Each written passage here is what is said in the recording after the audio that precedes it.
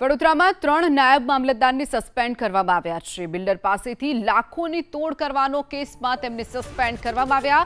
Harshil Patel, Mahavirsinh Gohil, Mahavir સિનોલને suspend કરવામાં આવ્યા છે। ત્રણેય અલકાપુરીમાં જાણીતા બિલ્ડર મયંક પટેલની ઓફિસમાં ગયા હતા। સિંદરોટની જમીન એને કરાવવા માટે નાણાકીય વ્યવહારની આશંકા છે, તો કલેક્ટરે ત્રણેયને બિલ્ડરની ઓફિસમાં જવાનું કારણ પણ પૂછ્યું હતું। ત્રણેય નાયબ મામલતદાર યોગ્ય ખુલાસો ન આપી શકતા અંતે તેમની સામે કાર્યવાહી કરવામાં આવી છે। બિલ્ડરને કામ હોય તો કચેરીના સમય દરમિયાન ઓફિસે બોલાવવા જોઈએ તેવું પણ કલેક્ટરે કહ્યું છે। તો કલેક્ટરે જ્યારે આ ત્રણેય નાયબ મામલતદારને સવાલ પૂછ્યો ત્યારે યોગ્ય જવાબ ન આપી શકતા ત્રણેયને સસ્પેન્ડ કરવામાં આવ્યા છે। બિલ્ડર પાસે નાણાં માંગ્યા હોવાનું પણ ક્યાંક સામે આવ્યું છે। ત્રણેય નાયબ મામલતદારને યોગ્ય ખુલાસો ન આપી શકતા અંતે કલેક્ટરે કાર્યવાહી કરી છે।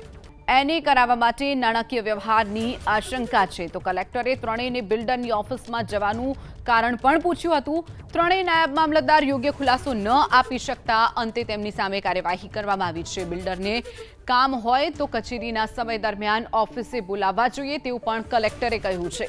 તો કલેક્ટરે જ્યારે આ ત્રણેય નાયબ મામલતદારને સવાલ પૂછ્યો ત્યારે યોગ્ય જવાબ ન આપી શકતા ત્રણેયને સસ્પેન્ડ કરવામાં આવ્યા છે। બિલ્ડર પાસે નાણાં માંગ્યા હોવાનું પણ ક્યાંક સામે આવ્યું છે।